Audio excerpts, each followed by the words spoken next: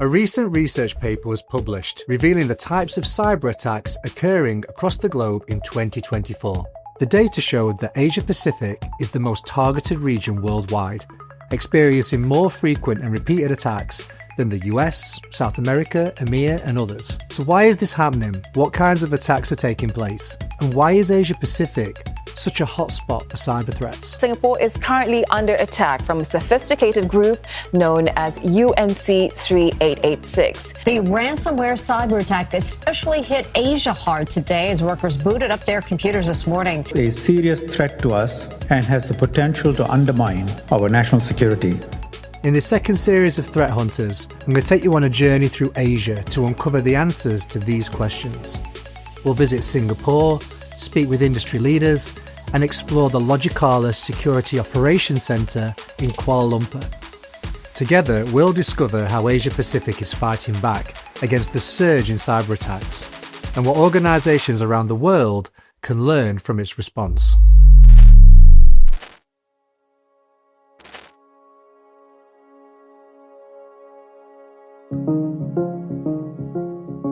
Our journey begins in Singapore, one of Asia Pacific's most targeted cyber hotspots.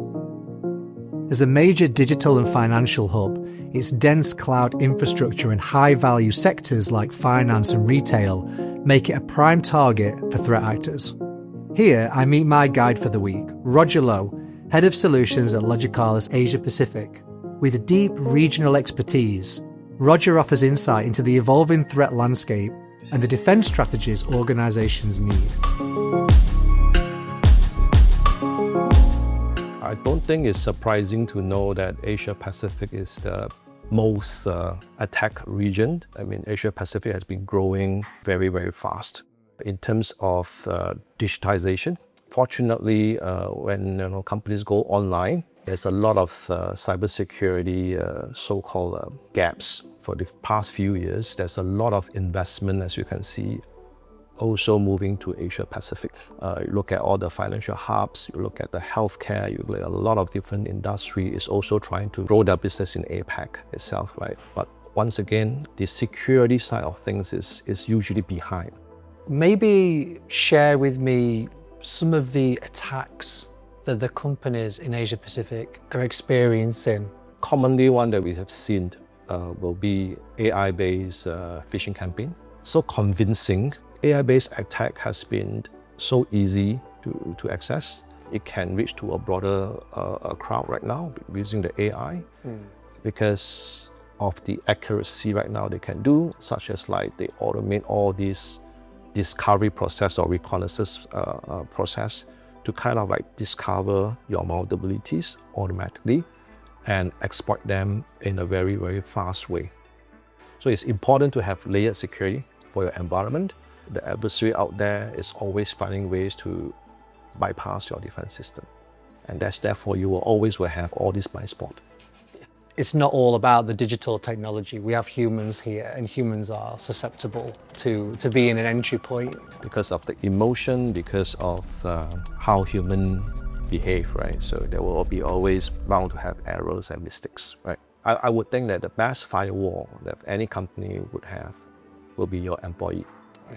You can implement the best policy, enforce the best controls in your organization, but if your employee is not paying attention or responsible, right, for cybersecurity, you will definitely fall as a victim, right? So you don't need to have a very superly good hacker.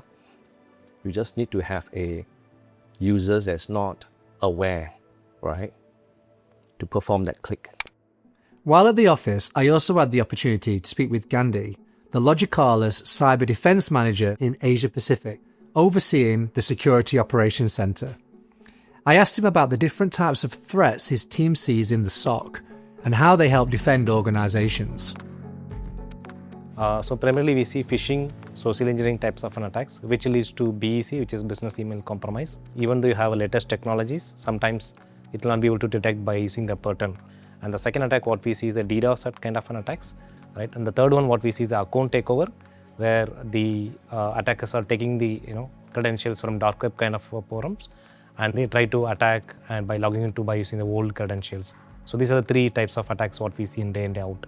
Do you have any real world examples that you're able to share with us? One of the gaming company, which is spread across multiple countries, they were one of our customer, where we are able to see the account takeover kind of an attacks, where the attackers compromising the credential by looking at the dark web forums and getting the passwords and trying to attempt. So the best part is that as we are 24/7 SOC monitoring by using the technologies like Microsoft XDR, right, we are able to detect it. And by using the XDR, there are concepts like atomic disruption, which takes the quick containment of the action. In that way, we are able to detect and quickly contain the impact. So in that way, the business was able to save good amount of investment or good amount of money for them. Fortunately, the SOC team was able to contain the incident, but again, it was striking to learn that the attack stemmed from stolen account credentials. Another example of how the human element is often the weakest link. Most of the incident that comes into our SOC center about cloud attack, probably maybe about 90%, is because of misconfiguration or callous. Not because of cloud is not safe. Cloud is very secure. Of course, you need to make sure that it's configured or implemented in a secure way, right? So cloud become one of the top attack surface, I would say, right, for most of the customers today. If the attacker can detect it, that you have a misconfig, they will start to launch the attack very, very fast, right? They will find ways to understand, to discover your system in nature and knowing what you are using and try to bypass your defense system.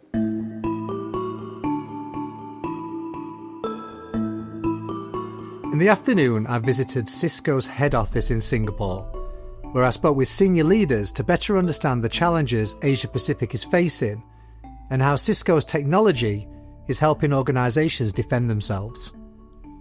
My time at the Cisco office began with AJ Malik, the partner lead for APJC. I was curious to learn how Cisco is investing in the tools, technologies and solutions needed to counter the threats we discussed earlier. Asia-Pac is a very complex fabric of society. You've got ANZ in one part, you've got China, Hong Kong, India, Singapore, Malaysia, Philippines, Indonesia. There's a lot of different cultures and countries. We have the world's largest install base when it comes to networking.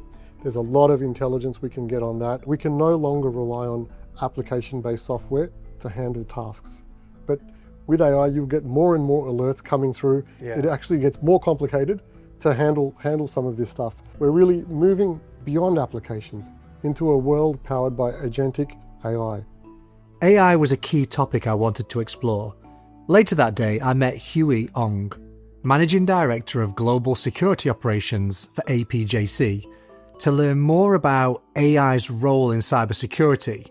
From your perspective, how are the threat actors using AI to attack those businesses? But at the same time, how are companies like Cisco adopting AI as a defensive strategy? That's the million-dollar question in the industry, right? Anyone could be a target. Any person who wants to be a hacker could be a hacker with access to these tools. One hacker could be 10,000 hackers controlled by one single person. And when you have machine scale attacks, you cannot defend it with human scale, right? If you are in a SOC or a CISO, what's going to keep you up at night is the ability to detect. And if you have all these threats and all these attack vectors coming in, how can you withstand it? Especially if you have multiple locations, multiple data centers, multiple applications that sit everywhere across the world. So to defend against machine scale, you have to have machine scale defenses. Talk to me about the fact that businesses are investing more and more in AI, in assistance and applications, but is that leaving the door open from a security perspective? Every business unit is looking at AI. Every business unit has funding to build an AI model, whether it's customer service, whether it's trouble tickets, whether it's in retail, trying to find the profile of your customers. All of those, I would say, applications, they are being launched at a very high rate. These applications are being rolled out from testing into production much faster than we would imagine what they were doing years ago before AI. But what that leaves is a gap of security, because if you look at those type of applications that are being launched from testing to prod, has security been looked into every part of the bill? What kind of vulnerabilities and holes is it leaving? Earlier this year, Cisco released its State of AI Security 2025 annual report. In it, Cisco acknowledged that business leaders widely recognize the generational opportunity AI presents and feel immense pressure to harness its potential. But with opportunity comes complexity. As AI systems increasingly handle sensitive workloads in critical sectors such as healthcare, finance, defense, the need for robust safety and security measures becomes non-negotiable. The race to integrate AI into core business functions is fast, often overwhelming, and fraught with risk.